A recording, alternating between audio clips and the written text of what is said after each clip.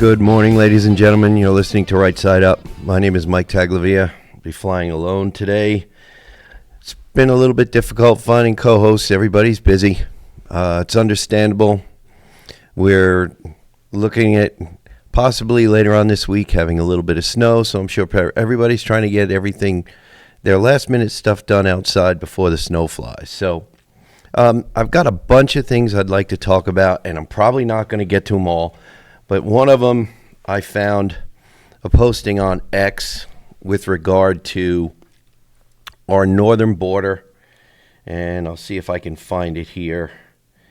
Now this is I found this on X. Ben Berkram with Real America's Voice. He was up in the Swanton sector of Vermont again on our northern border, and he was talking about people having to deal with illegal border crossers, and he showed how our northern border is virtually unprotected and the difficulties that there are. We don't hear a lot more about the northern border, but then I was looking at another site and found another article that I want to get into a little bit deeper, because it still highlights that although our southern border has been mostly secured, our northern border with Canada is still largely unprotected. So there's definitely a problem here. This article I found on Vermont Daily Chronicle. It is dated October 27, 2025. Feds bust illegal immigrant with 51 visits to the U.S. 51.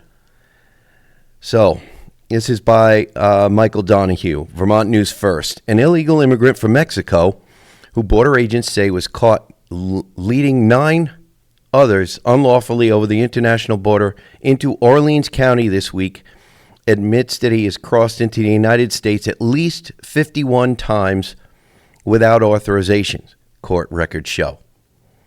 Juan Pablo Espinoza Morales, 51, reported he lives in Granby, Quebec, and survives on government assistance, the Border Patrol said. So when he's not doing his part-time job as a smuggler, he's living off the government of Canada. How nice. He said he does odd jobs for unknown persons. He said he was contacted through an acquaintance by unknown individuals offering him money in exchange for helping people over the international border, a court affidavit noted.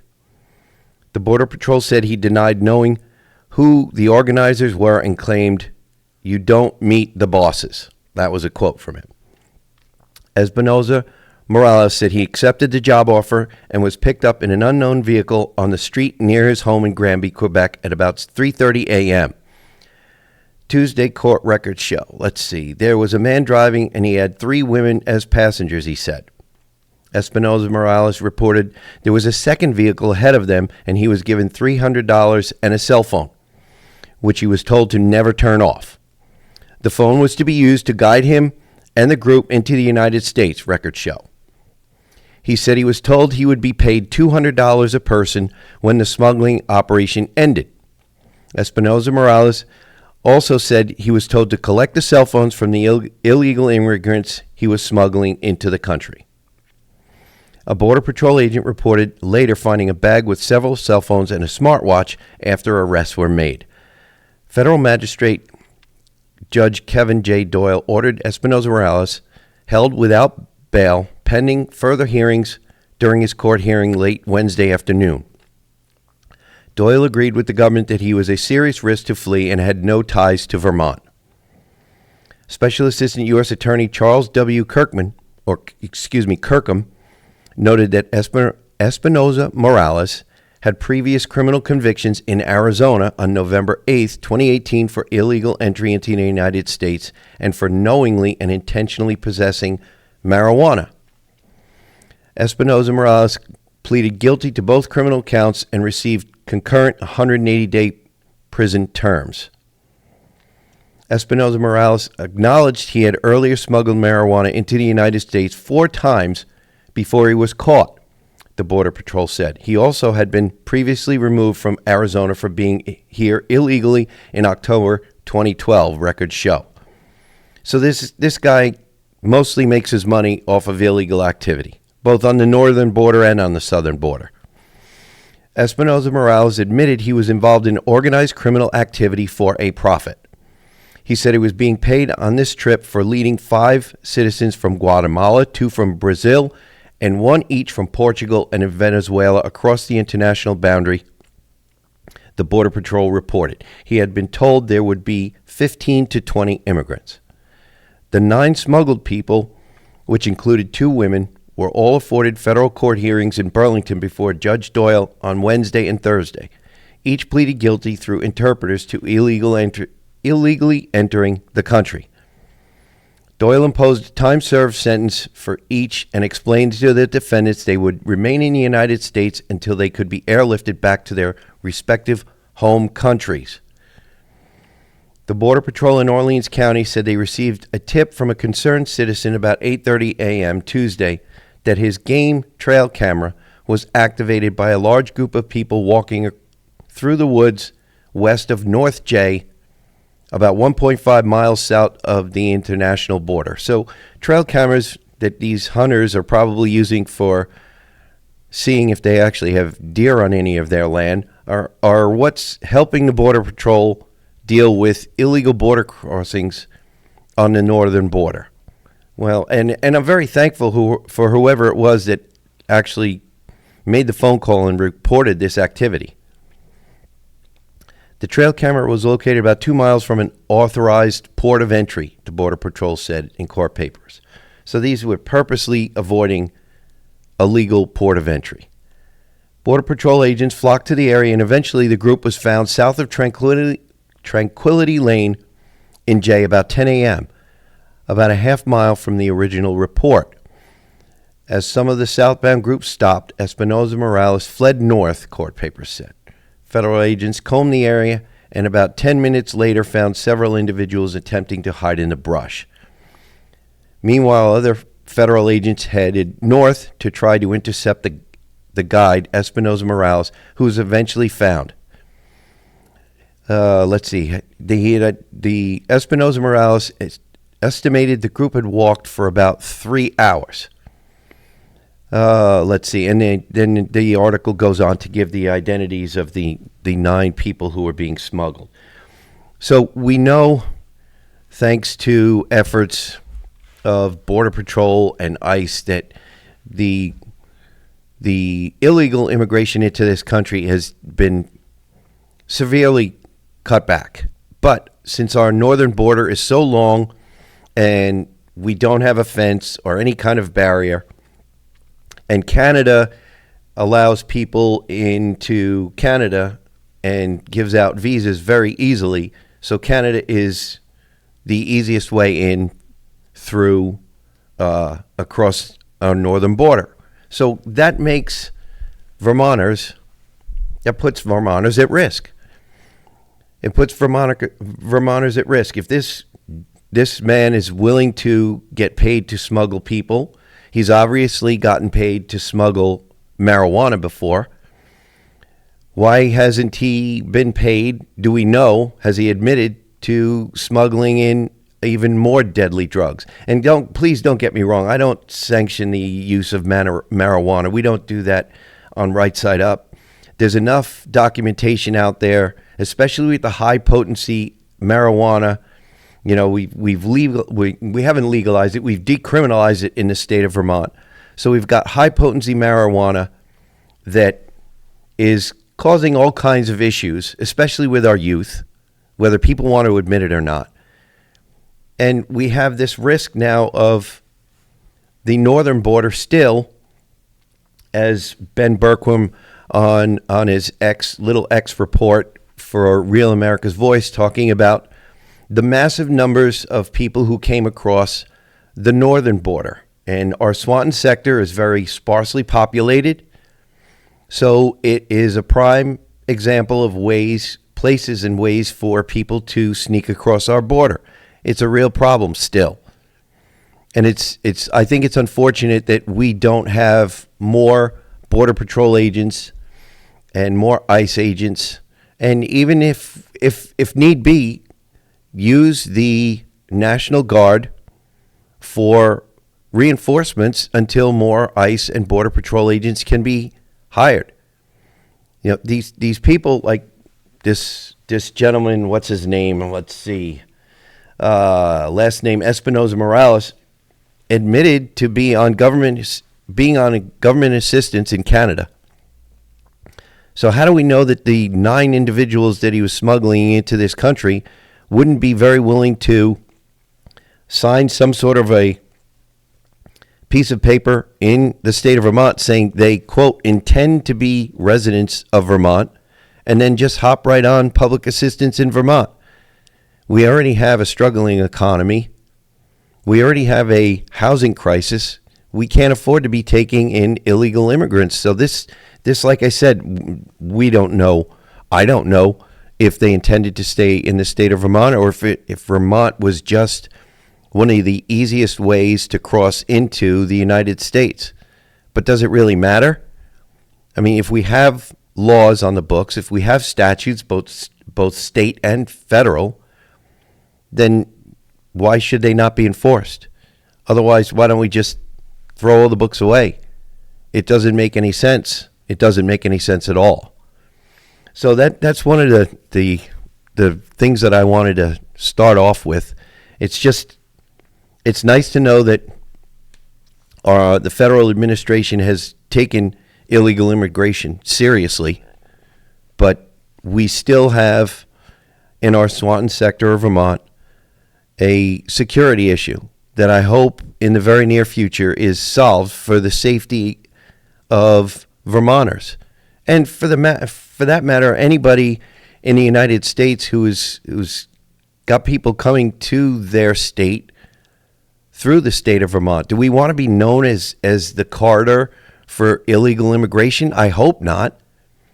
I hope we want to be known more for our maple syrup production and our forest products production and our skiing and bicycling and other tourist activities other than the illegal drug traffic and trafficking in humans, smuggling.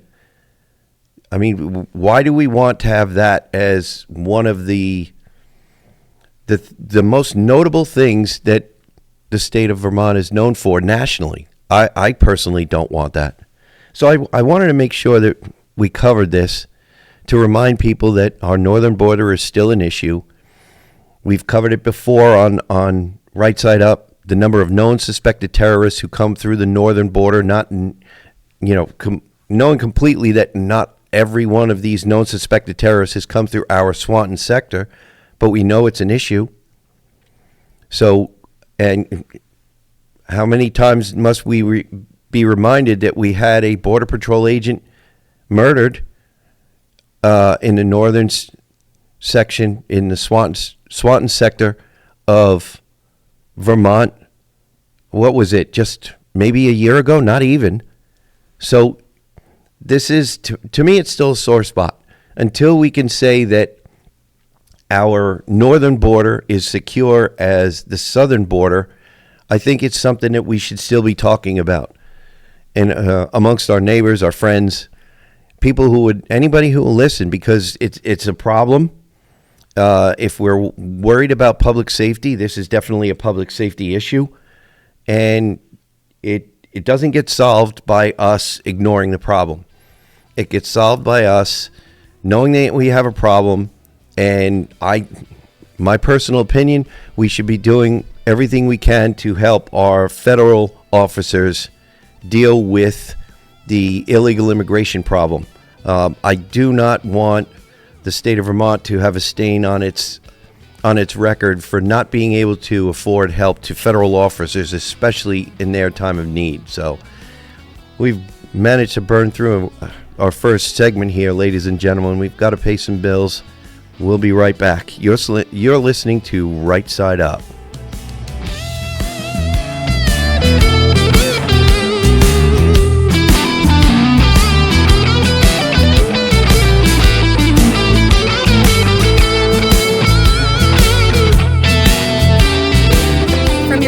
To your look, Yipes brings your brand to life. Need custom shirts, eye-catching signs, or full-color vehicle graphics? The crew at Yipes have you covered with screen printing, embroidery, full vehicle wraps, and all your custom designs that make your logo stand out anywhere. And when it's time to take care of your ride, Yipes Berry & Bevan & Sons is your go-to for remote car starters, spray-on bed liners, auto accessories, and general maintenance that keep your car fine-tuned and looking sharp. Yipes Berry & Bevan & Sons. Local, creative, and ready to serve. Visit us at 439 North Main Street or give us a call at 802-479-0055.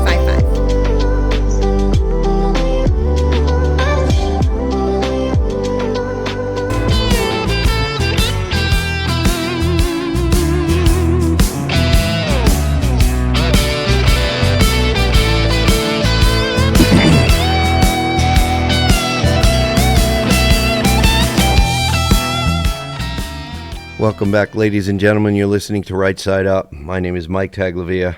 Before we get into our discussion, I just want to remind all our listeners, first of all, thank you very much for everybody who's listening and keeps coming back for more. I enjoy doing this. I hope you enjoy listening. But getting back to it, rightsideUpradio@gmail.com if you'd like to drop us a line. If for some reason you cannot find us on WNTK, go to WNTK.com and find the podcast button. Click on it and scroll down to Right Side Up, and you can listen to any number of our shows. You can also find us on Podbean. You can find us on 802 Scoop Facebook and 802 Scoop YouTube.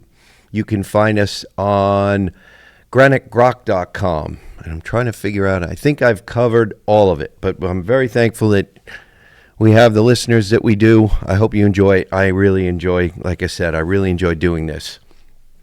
I wanted to, before I get into one of the other articles I'd like to cover, I just wanted to go by, there's always so much in a week that I'd love to be able to cover, but I just want to quickly go through some of the articles that I'm probably not going to have the time to cover, but I wanted to give you some homework, point you in a direction where you're going to find real, true information. You're not going to find fluff. You're not going to find somebody who's trying to influence the way you think. Just give you ideas about, how you can make your own decision. Get the facts and decide for yourself. So I'm on looking at FYIVT.com right now. It's a great website. Ladies and gentlemen, if you haven't been there, you need to, and you're a Vermont resident or even in a neighboring state, if you can hear us, check it out because there's some really great articles in here. I'm going to give you, just list you a couple of them because I'm not going to be able to cover them all here. Strike-alls, how a bill metastasized into your backyard. And this one is a really, really good one, so I'm going to click on it really quickly because there's another one I want to get into. All right, and this is, like I said, FYIVT.com, Dave Sulya's site. Let's see, in the spring of 2016, a short technical forestry bill quietly moved through the Vermont legislature. It was titled H-857, an act relating to timber harvesting.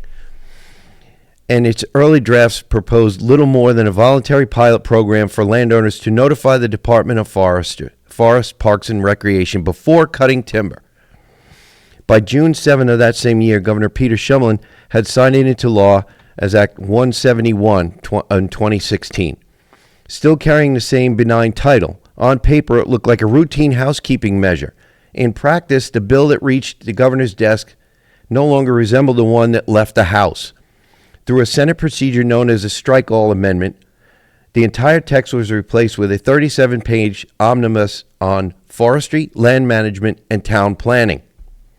Buried within that larger package were a few new sentences in Vermont's land use statutes, small insertions that would eventually underpin the state's Vermont Conservation Design, VCD, a data-driven mapping system that now guides how every municipality plans for forest, wildlife, and development.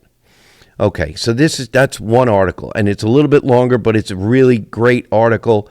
You really, especially if you're a landowner in Vermont, you need to check it out, okay?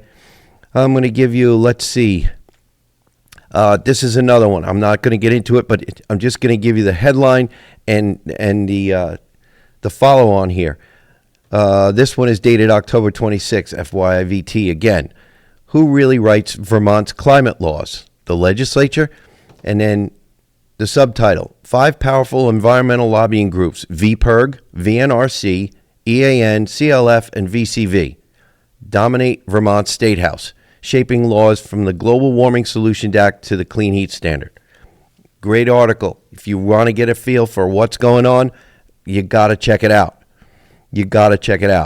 Let's see. And this one, I'm going to go into a little bit more because we've covered this on Right Side Up numerous times because, here we're looking to inform you. I'm not looking to tell you how to think. I'm trying to give you information so you can make your own mind up.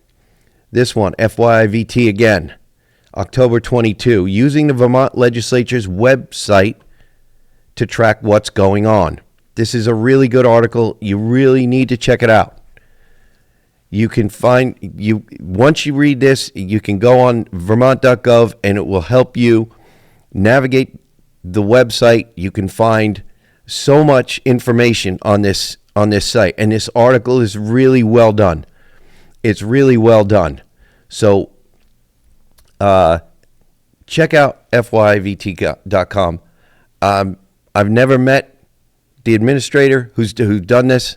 I've covered these articles. I like the way they're written. There's a lot of meat on the bone here. There's no fluff. This is all about getting to the bottom of all these articles that are covered here. So I just wanted to make sure I point that out.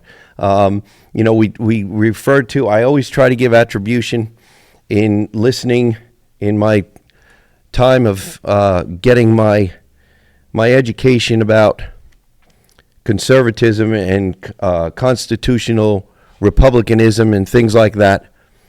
I learned early on from a number of conservative talk show hosts, give attribution. And that's what I always try to do. I try to give you the names and the dates of the websites and the articles and the authors, because I'm not the guy who's giving you all this. I'm just relaying it to you. I'm just the middleman. So anyway, I want to get into one of these other articles here. This is commentary on Vermont Daily Chronicle by Allison Despathy.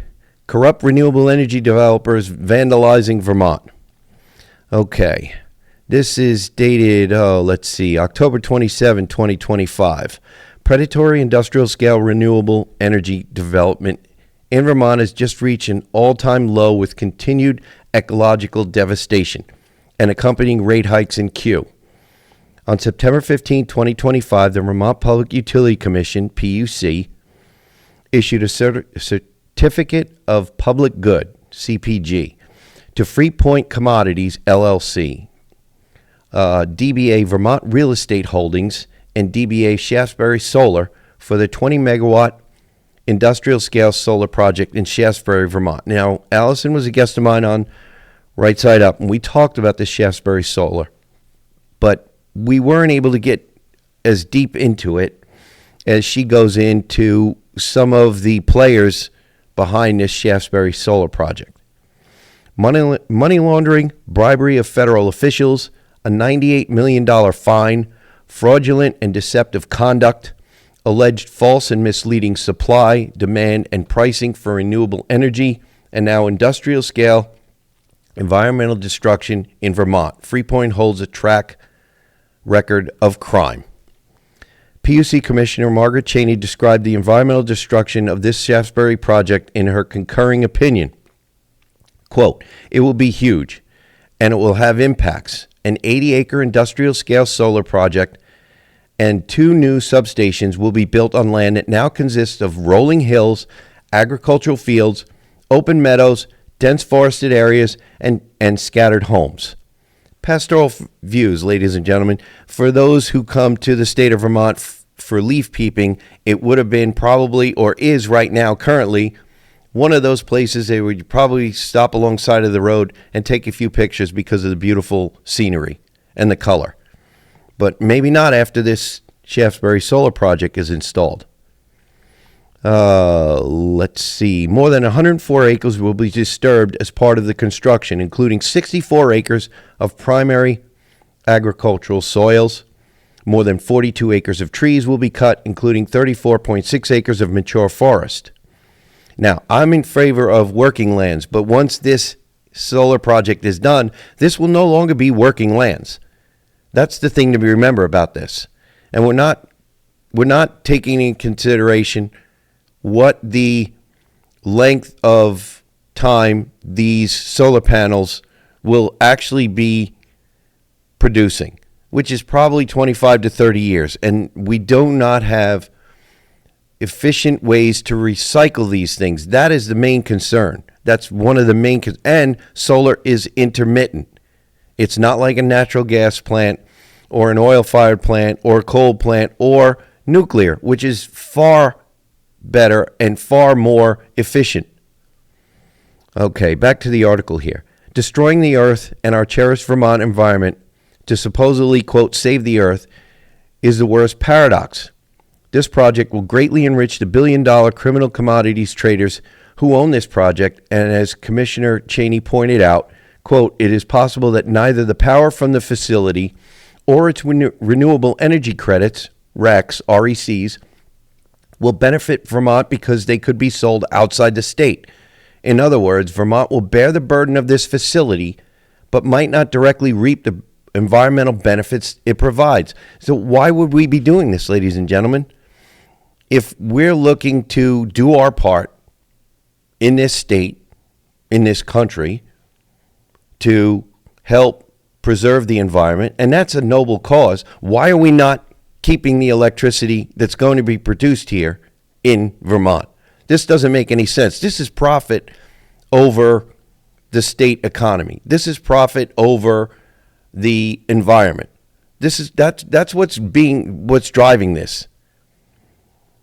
Cheney continues on to question the existence of environmental benefits, given the amount of forest that will be cleared for this project, which not only affects aesthetics, but seriously diminishes the facility's greenhouse gas benefits.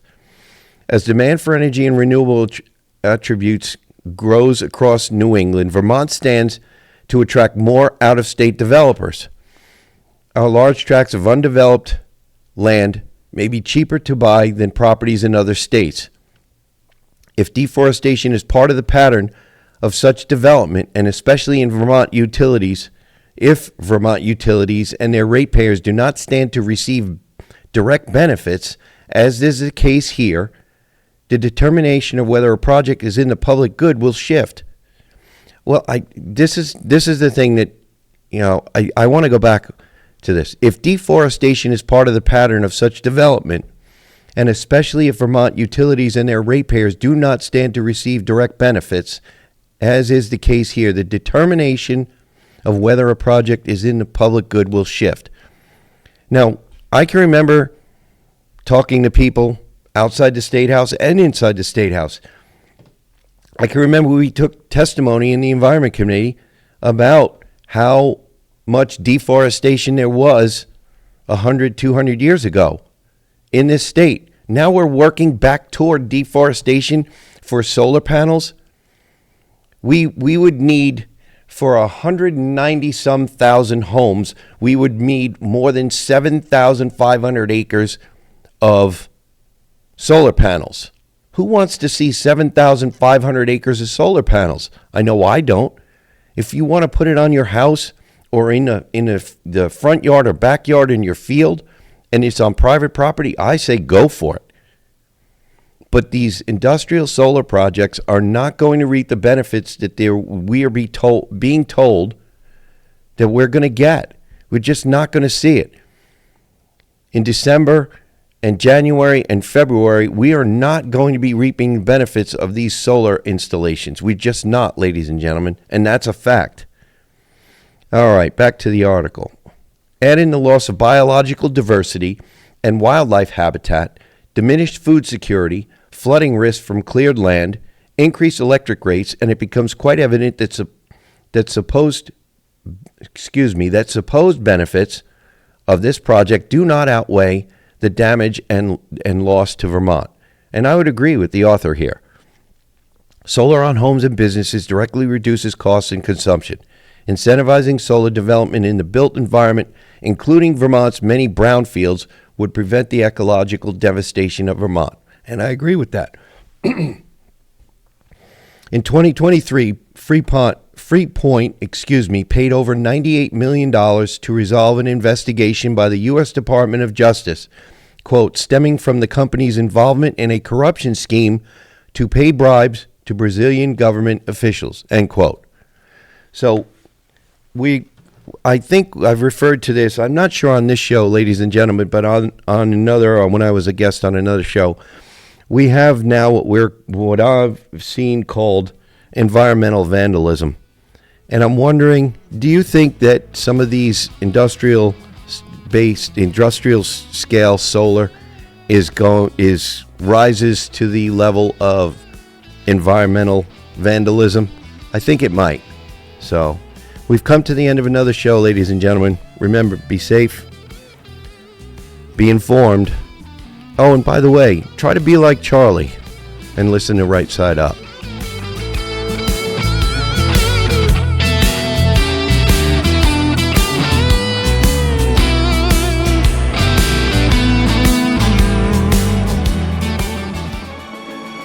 Did you know that not only do we specialize in everyday arrangements, but we also do weddings, events, and funerals? Give us a call at 802-476-3126. Email us at emsleytheflorist@gmail.com, or you can check out our profile on our website, emsleythefloristweddingday.com.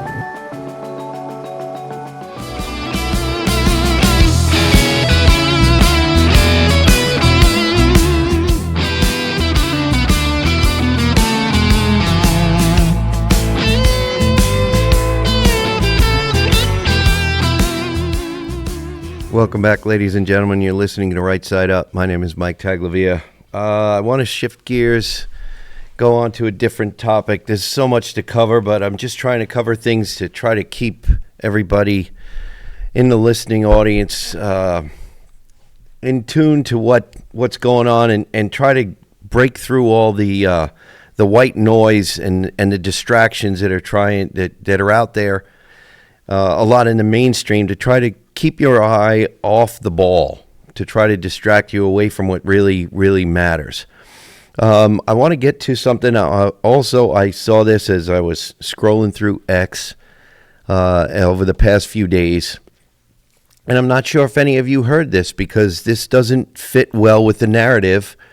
So I wanted to make sure I brought it up. This is from the Hindustan Times. This says, it's updated on June 26, 2025. So this one is pretty old. I don't know exactly when this fire occurred, but this says Morning Midas cargo ship, EVs behind fire, sinking of 3,000 vehicles off of Alaska. So the Morning Midas, a 600-foot cargo ship carrying 3,048 vehicles, including 70 fully electric vehicles, EVs, and 681 hybrids, sank in the Pacific Ocean.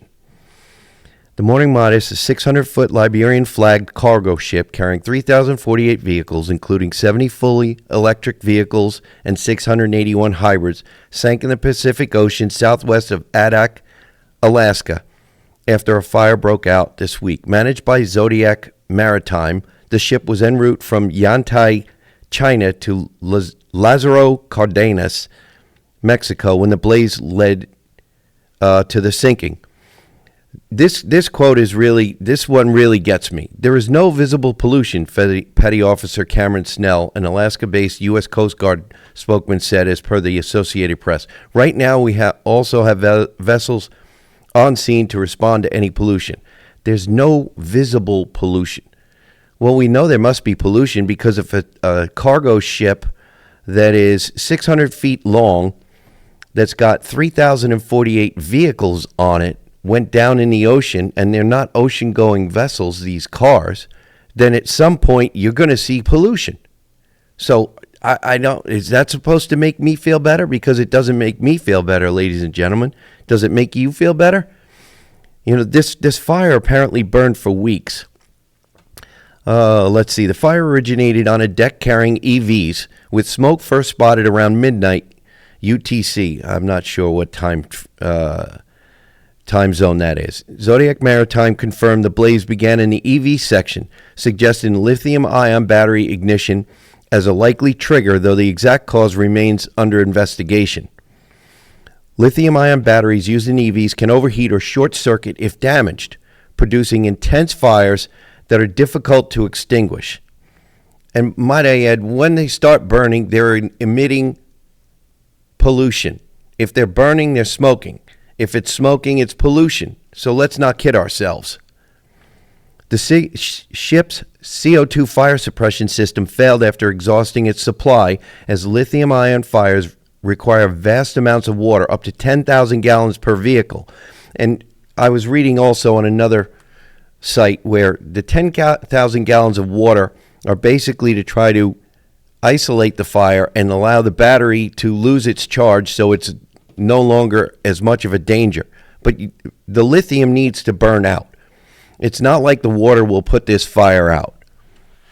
Let's see. Sean DeCrane of the International Association of Firefighters noted the fire's behavior as, quote, consistent with known EV ignition patterns, end quote, particularly with ineffective CO2 systems. No specific brand has been linked to the ignition, and Great Wall confirmed its 140 vehicles were not EVs and were on a different deck. Let's see. The fire burned for weeks, spreading across multiple decks, as seen in U.S. Coast Guard photos. This week, the combination of fire damage and severe weather caused the ship to sink in 5,000-meter deep waters, according to reports. The vessel carried 350 metric tons of gas, fuel, and 1,530 metric tons of very low sulfur diesel fuel. Okay, so there wasn't any visible pollution, and I might add, for my own little add on the article, yet. There's no pollution yet. The Morning Miners carried 3,048 vehicles with 70 EVs and 681 hybrids, likely including models from Chinese manufacturers like Chery and SAIC. And those are brands I honestly have never heard from. There were about 22 crew members on board. No reports of injuries have emerged so far.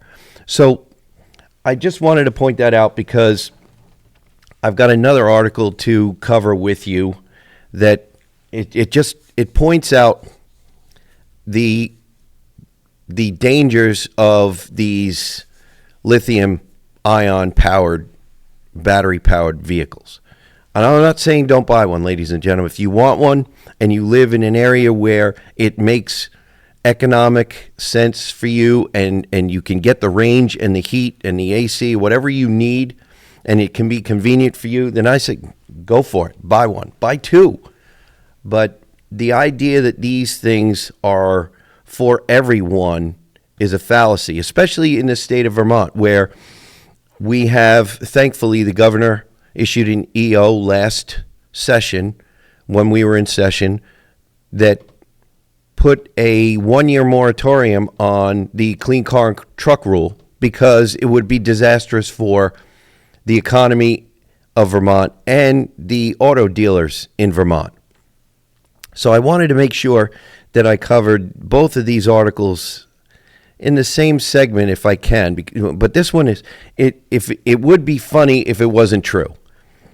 And this one I got off of Substack, Energy Security and Freedom, Thomas J. Shepstone. GM designs a new EV, quote-unquote, Blazer, and it catches fire in their own design center, but they want you to park them in your garages. Okay, he's referring to, in this, he refers to a video by a gentleman named Barry Crampton, who can't stop laughing in his 5-minute video talking about the fire. It's another embarrassment for GM and CEO Mary Barra, Reason.com observes. Sales of electric vehicles surged in August and September as buyers took advantage of a federal tax credit before it expired. Now automakers expect to sell fewer EVs and lose money on them for the rest of the year. It raises the question, is the American EV market just a creation of government policy? And I would say, is it just a creation of Vermont state policy as well? Because we've been following this down this rabbit hole, into the abyss, this whole idea that EVs should be the only vehicles on the road. And we've covered this numerous times. I've covered talking about electric-powered trucks and how they are not economical, they have no range, and they would be a total disaster if they were forced upon us in the state of Vermont. Quote, General Motors said it is reducing its electric vehicle manufacturing capacity and booking a $1.6 billion charge on its EV business, meaning they're a loss as demand sinks, reports the Wall Street Journal's Sharon Turlep. Quote, in a regulatory finding, the company said that EV sales are expected to fall with the end of government-funded subsidies and regulatory mandates that fueled EV growth. So my question, ladies and gentlemen, is because we have been subsidizing these EVs for so long, is it not proof that without the subsidies, they lose popularity, and therefore we know that the only reason we have a market is because governments countrywide and the feds have forced this on us. This is not by choice. This is not a free market here. Ladies and gentlemen, you and I, those of us who like our internal combustion engine vehicles, do not want EVs. Like I said, and I'll say it over and over and over again. If you want an EV, then go ahead and buy one. But please do not ask me to pay my tax dollars to you so you can buy one. Pay for it out of your own pocket and enjoy it. Otherwise, don't ask me to subsidize it, please. This was a monumental shift within just a few years. In 2021, General Motors CEO Mary Barra announced the auto giant would phase out all gas-burning vehicles by 2035. If your design concept EV burns up in your design center, maybe it's time to give up. I think I agree with that statement there. And there's a 3-minute video, obviously, that I can't show you, but it shows that the fire was actually pretty serious. So we've got fires in design centers of EVs, manufacturers' design centers. We know there have been vehicle fires, and I'm not. Please don't think that I don't understand that internal combustion engines are subject to fires and things like that. But we know if we were to look statistically at these vehicles, that the EV vehicles, the lithium-ion batteries in these EVs are an issue. There is something going on with these things that creates problems that need to be addressed. And when you have recalls from manufacturers that they tell you or ask you before the recall can be addressed on your vehicle, do not put it in the garage. Maybe that's your hint. Maybe that's your sign that this is really not the best vehicle yet. I'm not saying the technology won't get there. Maybe it will. I hope it does. And honestly, I hope that the ability to recycle lithium-ion batteries comes a long way also, because we already have a lot of lithium-ion batteries out there, and it would be nice to be able to recycle material that's in them. And I know that there is also technology out there to try to make EV batteries and lithium-ion batteries last longer, because I know they're looking at ways to charge them to stop them from degrading, and I hope that works. But in the meantime, our safety and for the sake of the environment, because we're a very environmentally conscious state here in Vermont, why are we not more concerned about a 600-foot cargo ship with somewhere in the neighborhood of 700 electric vehicles, in the neighborhood of 3,000 vehicles, some of them EVs, some of them hybrids, going to the bottom of the ocean, along with gasoline and diesel fuel and diesel oil. So we know that is eventually going to get outside of the ship and cause pollution in the ocean. Why is there not concern about that? We don't see about that. I did not find this on the mainstream media. I found this on social media because more and more people, private citizens, are actually doing a better job of reporting and spreading news that you and me, ladies and gentlemen, really want to see. We want to see the truth. We don't want to be manipulated. We don't want to be told how to think or what to think. We want to be given the news straightforward, straight up, and we can make up our own mind, right? We're smart enough. We can handle the truth. We can handle the truth. What we can't handle is being lied to. What we can't handle is being manipulated. And I don't know, ladies and gentlemen, if that's what it looks like to you, but it definitely looks like it to me. Why wouldn't we see a fire that could potentially cause a lot of pollution? If that was a cargo ship that was hauling only petroleum products, do you think it would be in headline news? I think it would. So who's to say that this ship won't cause equal amounts of pollution in the ocean? Nobody can tell me it won't. So I just wanted to put that out there so that we can have a little bit more balance, because we're about balance and common sense here. So we've come to the end of another segment. We'll pay a few bills. We'll see us in a couple minutes, ladies and gentlemen. You're listening to Right Side Up.